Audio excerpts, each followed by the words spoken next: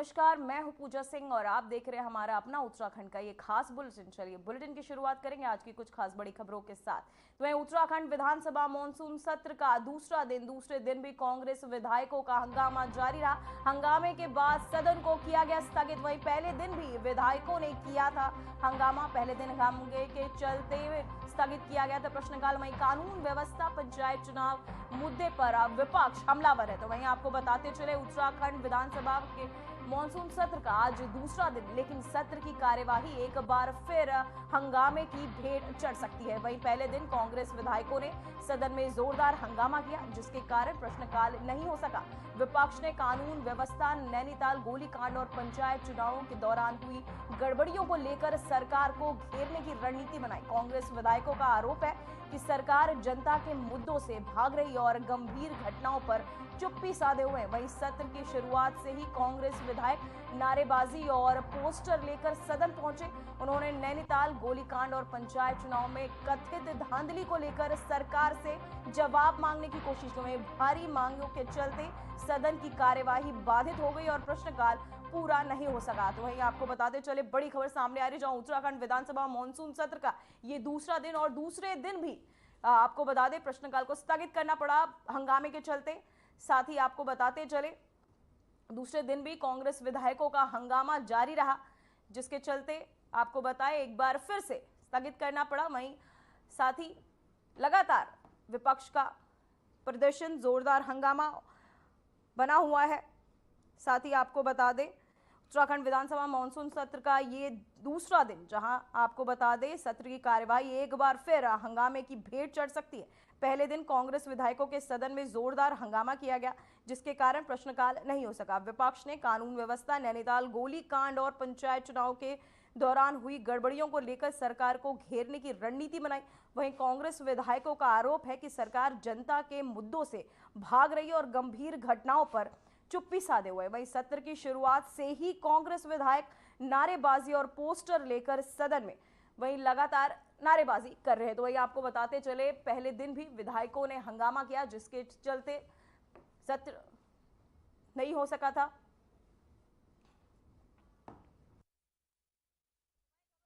से जहां उत्तराखंड विधानसभा सत्र के दूसरे दिन कांग्रेस विधायकों ने जोरदार हंगामा किया, जिससे सदन की कार्यवाही बाधित हुई और स्थगित करनी पड़ी। वहीं कांग्रेस नेताओं ने नैनीताल जिले में हाल ही में हुई गोलीबारी और घटना और जिला पंचायत चुनाव के दौरान कथित तौर पर बिगड़ी कानून व्यवस्था पर चर्चा की मांग की। साथ ही कांग्रेस विधायकों का आरोप है कि राज्य सरकार इन गंभीर मुद्दों पर चुप्पी साधे हुए। उन्होंने नैनीताल गोलीकांड की निष्पक्ष जांच और पंचायत चुनावों के दौरान हुई हिंसा व प्रशासनिक लापरवाही की जवाबदेही की मांग भी की है।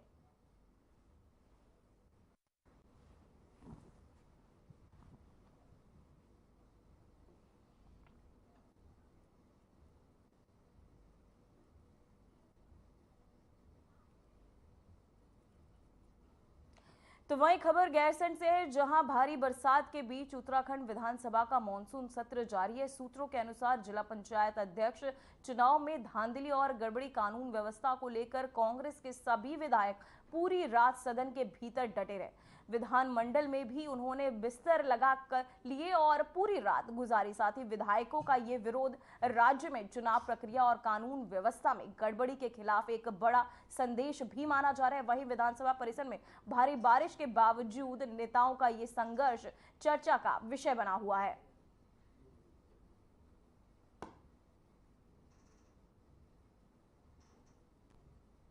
तो वहीं आपको बताते चले जिला पंचायत चुनाव को लेकर विवाद जो है खड़ा हो गया है। वहीं गैरसैंण विधानसभा मॉनसून सत्र सदन में ही डटे रहे सभी कांग्रेस विधायक। साथ ही आपको बताते चले जिला पंचायत चुनाव पर यह पूरा विवाद, जहां कानून व्यवस्था पर भी अब इसे लेकर सवाल उठ रहे। तस्वीरों में देख रहे होंगे आप, जहां विधायक सदन में ही बिस्तर लगाकर पूरी रात डटे रहे। वहीं ये आपको बताते गैरसैंण विधानसभा मॉनसून सत्र का नजारा है, जहां सदन में ही सभी विधायक डटे रहे। साथ ही लगातार विरोध प्रदर्शन जारी रहा। साथ ही आपको बताते चले कानून व्यवस्था पर लगातार सवाल भी खड़े हो रहे हैं इसे लेकर। वहीं कानून आपको बता दें इसे लेकर कांग्रेस का ये विरोध प्रदर्शन लगातार जारी है, जहां आपको बता दें आज मॉनसून सत्र का दूसरा दिन है जहां आज भी कांग्रेस विधायक लगातार अपनी मांगों को लेकर डटे हुए हैं। जिला पंचायत चुनाव पर भी विवाद, जहां आपको बता दें सदन में ही कांग्रेस विधायक डटे हुए हैं, जहां बिस्तर लगाकर सदन में ही रात तक कांग्रेस विधायकों ने गुजारी है अपनी मांगों को लेकर।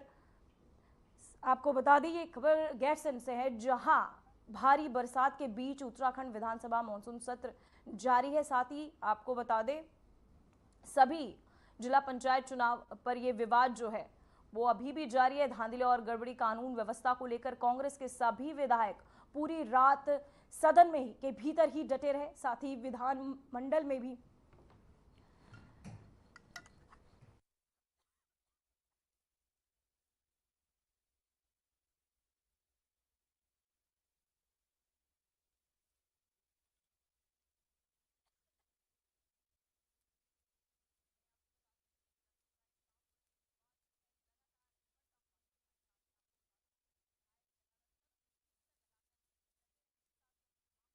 आए हुए कांग्रेस विधायक, जहां आपको बता दें विधानमंडल में भी उन्होंने बिस्तर लगा लिए और पूरी रात गुजारी। साथ ही आपको बताते चले विधायकों का ये विरोध राज्य के कानून व्यवस्था पर बड़े सवाल भी खड़े कर रहा है। वहीं जिला पंचायत चुनाव पर यह विवाद लगातार जारी है, जहां सदन में ही कांग्रेस विधायक धरना करते हुए नजर आ रहे हैं। तो वहीं आपको बताते चले कानून व्यवस्था पर इसे लेकर सवाल भी उठ रहे हैं, जहां अपनी मांगों को लेकर कांग्रेस लगातार विरोध प्रदर्शन साथ ही सदन में हंगामा करता हुआ नजर आ रहा है। वहीं आपको बता दें उत्तराखंड विधानसभा के मानसून सत्र का आज ये दूसरा दिन, लेकिन सत्र की कार्रवाई एक बार फिर हंगामे की भेंट चढ़ चुकी है।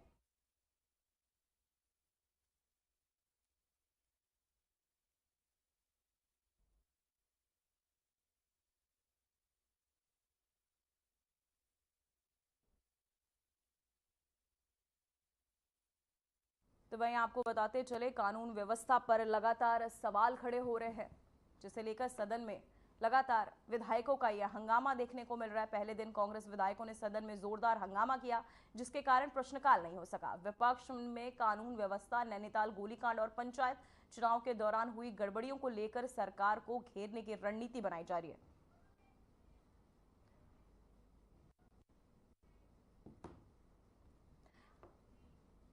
तो इसी खबर पर तमाम जानकारी के साथ संजीव वर्मा जी हमारे साथ जुड़ चुके हैं। वहीं आप हम जानना चाहेंगे संजीव वर्मा जी, सदन का ये दूसरा दिन है, फिर भी अभी भी हंगामे जो लगातार कांग्रेस कर रही है, इसको लेकर आप क्या कहना चाहेंगे?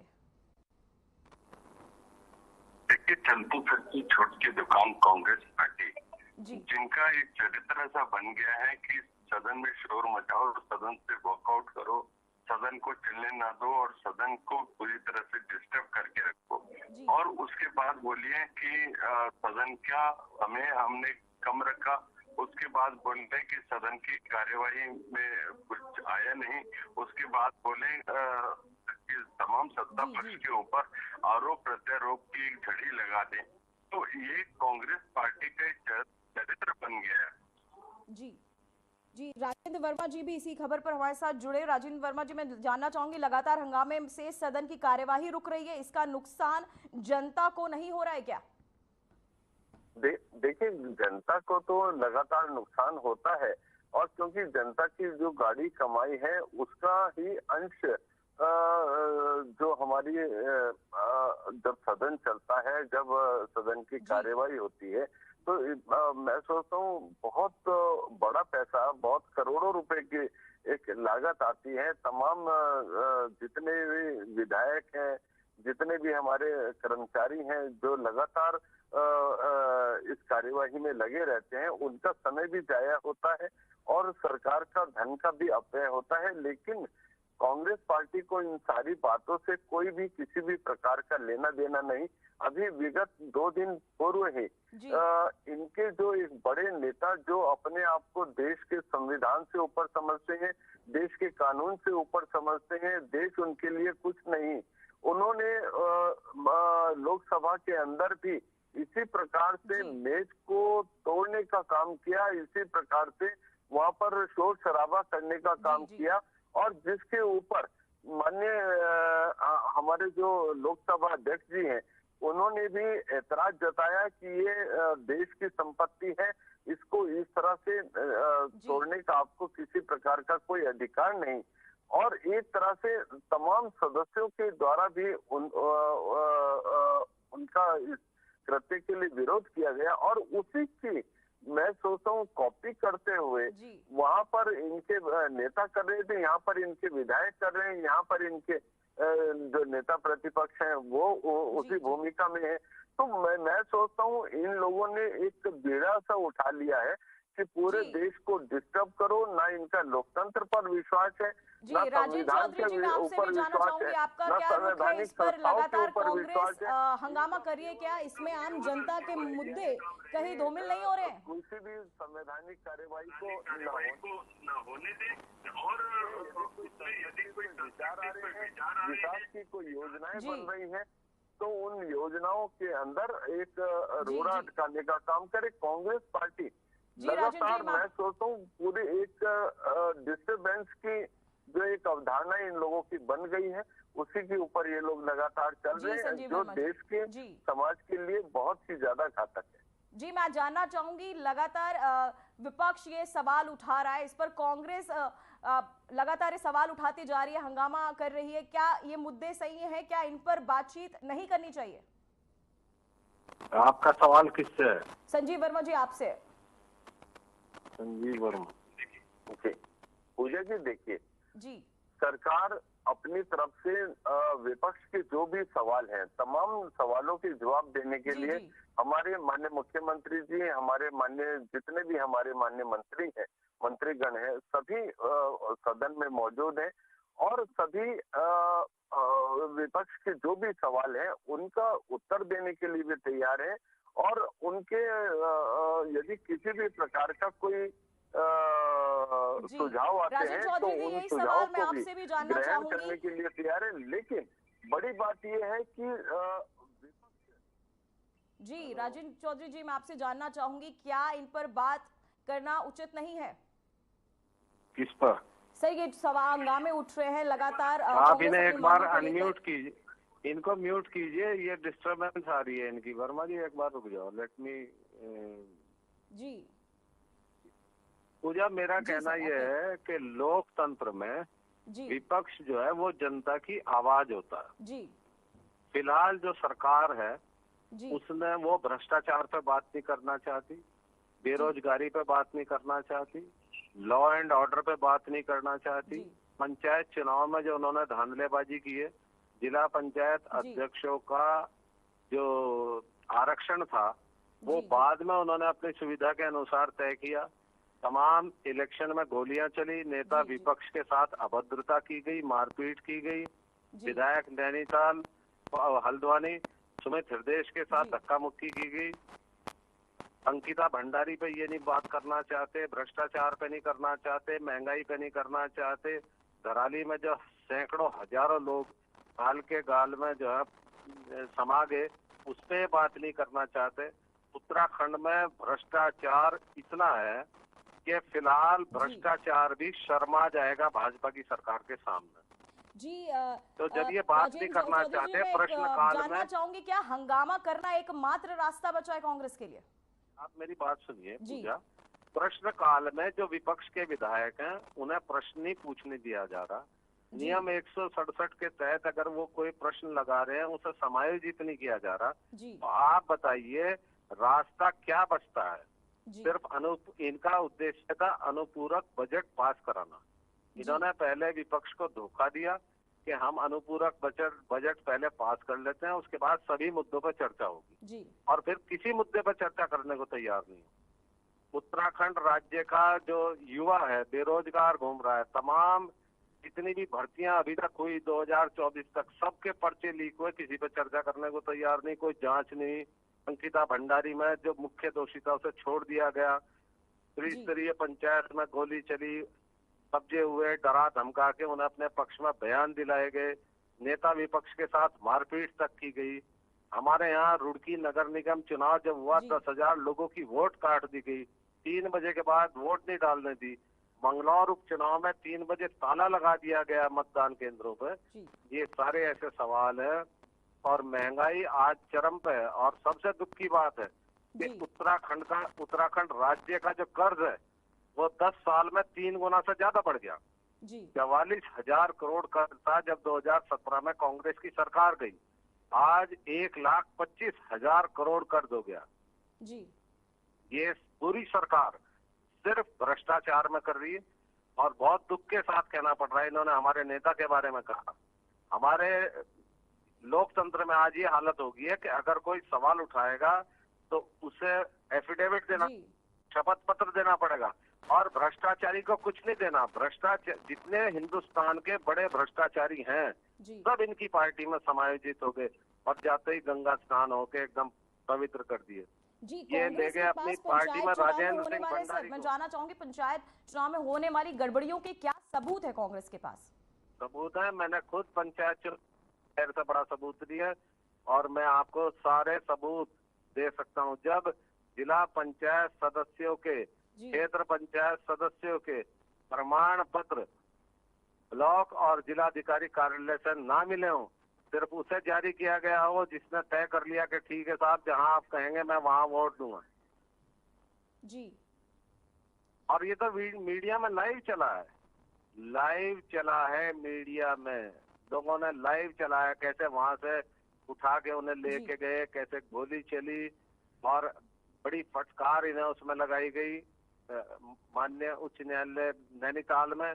और जो एडवोकेट जनरल है जो सरकार का प्रतिनिधित्व करते हैं उन्होंने, मैं पूछना चाहता हूं आपके चैनल के माध्यम से, क्या अपराधियों की पैरोकारी करी या अपराधियों के खिलाफ एक शब्द भी न्यायालय में बोला? विजेंद्र वर्मा जी, मैं आपसे भी जानना चाहूंगी, आप क्या कहना चाहेंगे इस पर? हेलो जी विजेंद्र वर्मा जी, मैं जानना चाहूंगी आपका क्या रुख है इनके सवालों पर? पूजा जी, देखिए, जिस प्रकार से मेरे कांग्रेस के मित्र, मेरे बड़े भाई अपनी बातों को रख रहे थे, और क्योंकि कांग्रेस का मैंने पहले भी कहा एक चरित्र बन गया है, झूठ बोलो, बार बार बोलो, कई बार बोलो, लेकिन जनता कांग्रेस की जो एक रॉन्ग प्रैक्टिसेस है, जो एक नकारात्मक राजनीति है, जो एक नेगेटिव पॉलिटिक्स का सहारा लेकर ये जनता को भ्रमित करते हैं, झूठ बोलते हैं, बरगलाने का काम करते हैं, लगातार इनकी रॉन्ग प्रैक्टिसेस को लगातार नकार रही है। चाहे हम विगत के लोकसभा चुनाव देखें, विधानसभा देखें, निकाय के देखें और अब पंचायत के चुनाव देखें, तमाम चुनाव में कांग्रेस पार्टी को पूरी तरह से नेस्तनाबूद करने का काम जनता के द्वारा किया गया। अभी पंचायत के जो चुनाव हुए 12 में से 11 पर कांग्रेस को बुरी तरह शिकस्त मिली।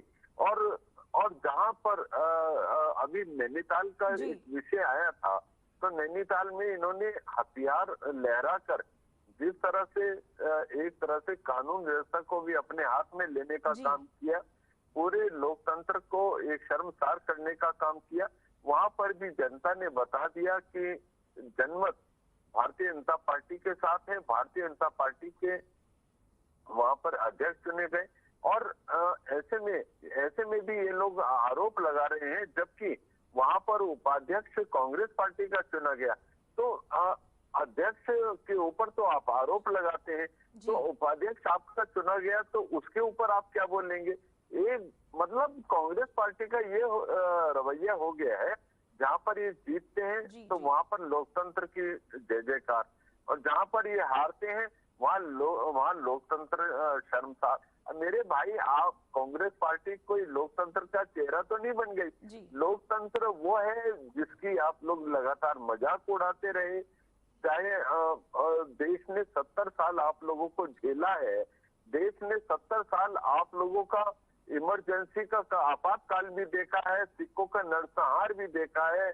आपने समय समय पर जब जब आपको मौका मिला, आपने देश के साथ एक क्रूर मजाक करने का काम किया। जो नीति जवाहरलाल नेहरू की थी, वही नीति आज राहुल गांधी की है। जवाहरलाल नेहरू ने भी देश का विखंडन किया, देश का बंटवारा किया। राजेंद्र चौधरी जी, संजीव वर्मा जी, बहुत बहुत धन्यवाद आपका हमारे साथ बने रहने के लिए चर्चा में। वही खबर सामने आ रही है जहां मदरसा व्यवस्था पर धामी सरकार पर बड़ी चोट। उत्तराखंड अल्पसंख्यक शिक्षा विधेयक 2025 पेश, विधानसभा में सीएम धामी ने किया पेश। तो वही आपको बता दें, विधेयक को लेकर सदन में विपक्ष का हंगामा लगातार चलता रहा। वही धामी सरकार देवभूमि उत्तराखंड से मदरसा शिक्षा व्यवस्था को हटाने की तैयारियां कर रही है। इसके लिए उत्तराखंड राज्य अल्पसंख्यक शिक्षा प्राधिकरण की संस्थापना पर आपको बता दें करने का विधेयक को धामी कैबिनेट ने लेने के बाद आज विधानसभा पटल पर रख दिया गया। वहीं इस दौरान विपक्ष दल विरोध स्वरूप रोष शराबा करता रहा। वहीं आपको बता दें, इस विधेयक पर कल बहस होने की संभावना है। वहीं मुख्यमंत्री पुष्कर सिंह धामी ने कहा कि अभी तक केवल मुस्लिमों के लिए मदरसा शिक्षा बोर्ड है, जिसमें 2026 शिक्षा सदन के खत्म करके नया अल्पसंख्यक शिक्षा प्राधिकरण बनाया जाएगा, जिसमें सिख, पारसी, बौद्ध, ईसाई, जैन धर्म अल्पसंख्यक समुदाय को भी सरकार की शिक्षा नीति का लाभ मिलेगा। तो वहीं आपको बताते चले, बड़ी खबर जो है सामने आ रही है, जहां आपको बता दें कि सदन में ये पेश किया जाएगा। साथ ही विधानसभा में सीएम धामी ने किया पेश। वहीं आपको बता दें कि विधेयक को लेकर सदन में विपक्ष का यह हंगामा लगातार देखने को मिल रहा है। तो वह खबर हरिद्वार से, जहां जगजीतपुर क्षेत्र में हनुमान पुलिया के पास सरकारी अनाज की कालाबाजारी के मामले में प्रशासन ने कड़ा कदम उठाए। सूत्रों के अनुसार बीते दिनों में मामला सामने आने के बाद जिलाधिकारी के आदेश पर जांच की गई। वहीं जांच में अनियमितताएं पाई जाने पर संबंधित सरकारी सस्ते गल्ले की दुकान का लाइसेंस निलंबित भी कर दिया गया। वहीं एआरओ खाद्य पूर्ति विभाग रवीश अनवाल ने बताया कि जांच में कालाबाजारी की पुष्टि हुई। उन्होंने कहा कि सरकार की मंशा है कि गरीब और जरूरतमंदों तक उचित मूल्य पर अनाज पहुंचे और ऐसे मामलों में अब किसी भी प्रकार की लापरवाही या गड़बड़ी बर्दाश्त नहीं की जाएगी। वहीं अधिकारियों ने साफ किया कि भविष्य में भी किसी अन्य दुकान से ऐसी शिकायत मिलने पर तुरंत कठोर कार्यवाही भी की जाएगी, ताकि जनता को योजनाओं का लाभ बिना किसी बाधा के मिल सके।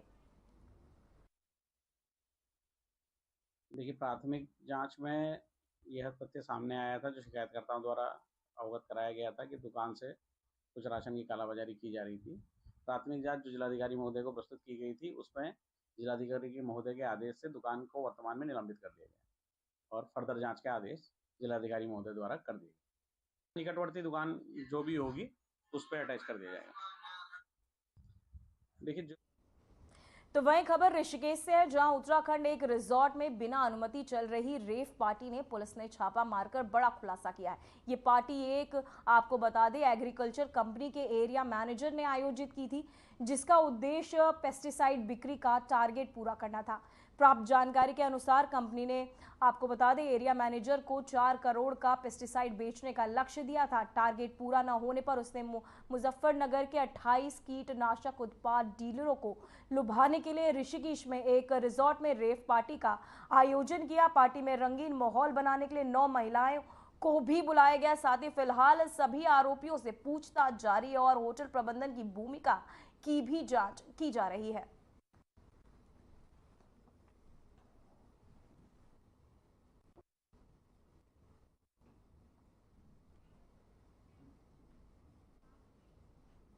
फिलहाल बुलेटिन में बस इतना ही। मुझे दीजिए इजाजत। नमस्कार।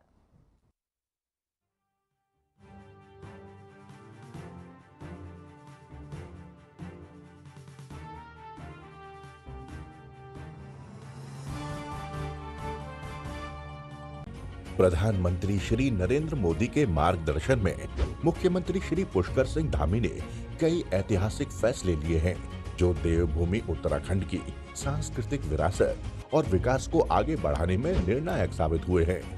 मुख्यमंत्री श्री पुष्कर सिंह धामी की दूरदर्शी सोच से आजाद भारत के इतिहास में समान नागरिक संहिता लागू करके नए युग का शुभारंभ करने वाला उत्तराखंड देश का पहला राज्य बना है। देवभूमि उत्तराखंड के संसाधनों और जमीनों को बचाए रखने के लिए जनभावनाओं के अनुरूप सख्त भू कानून लागू किया गया है। प्रदेश में पहली बार जबरन धर्मांतरण को संज्ञेय अपराध माना गया है और दोष सिद्ध होने पर 10 साल की गैर जमानती सजा का प्रावधान किया गया है। उत्तराखंड में देश का सबसे सख्त नकल विरोधी कानून लागू किया गया है। प्रदेश में पहली बार सरकारी नौकरियों में महिलाओं को 30% क्षैतिज आरक्षण प्रदान किया जा रहा है। राज्य में 23,000 से अधिक सरकारी नौकरियों में युवाओं को पारदर्शी प्रक्रिया से नियुक्ति दी गई है। डबल इंजन सरकार के कुशल नेतृत्व में G20 बैठकों से उत्तराखंड को ग्लोबल पहचान मिली है। इन्वेस्टर्स समिट से प्रदेश में निवेश के नए द्वार खुले हैं। राष्ट्रीय खेलों का भव्य और सफल आयोजन हुआ है और देश भर में खेल भूमि के तौर पर आधुनिक उत्तराखंड की पहचान बनी है। उत्तराखंड के पर्यटन को नए आयाम देने के लिए प्रदेश में पहली बार शीतकालीन यात्रा की ऐतिहासिक पहल की गई है। डबल इंजन सरकार के कुशल प्रबंधन से ही सिलक्यारा टनल से 41 श्रमिकों का सफल रेस्क्यू किया गया। नीति आयोग की SDG इंडेक्स में उत्तराखंड को देश में पहला स्थान मिला है। मजबूत संकल्प और कुशल नेतृत्व से बढ़ा है देवभूमि का मान। बनी है समृद्ध, सशक्त और आत्मनिर्भर उत्तराखंड की पहचान। जो हालात हैं वो आपके सामने हैं और दिन ब दिन अब ये तो अब हम मान के चलें कि जो लोग लापता हैं, कोई 70 के आसपास, उनको अब जिंदा खोज के निकालना अब लगभग नामुमकिन बन रहा है। अब इन हालात में हमारी कोशिश रहेगी कि जितने ज़्यादा लोगों के हम डेड बॉडीज़ रिट्रीव करके कम से कम उनके घर वालों को दे सकें, ताकि वो सही तरीके से उनके अंतिम संस्कार जो हैं वो कर सकें। ये हमारी कोशिश रहेगी। उसके बाद जो वहाँ पे लोकल लेवल पे हमें उनकी मदद करनी होगी, उन्होंने 3-4 चीज़ें जब मैं वहाँ पे गया था मेरे सामने रखे, उन पे हम गौर कर रहे हैं। जितना हमसे हो सकेगा हम कर लेंगे। वो तो ग्लेशियल लेक्स जो हैं उनके बर्स्ट, उनके जो फटने की जो खतरा, उनका जो खतरा रहता है उसको कम करने के लिए। लेकिन अभी तक जो खबरें हमें आ रही हैं, जो किश्तवाड़ में हुआ वो ग्लेशियल लेक फटने से नहीं हुआ, वो बादल फटने से हुआ है।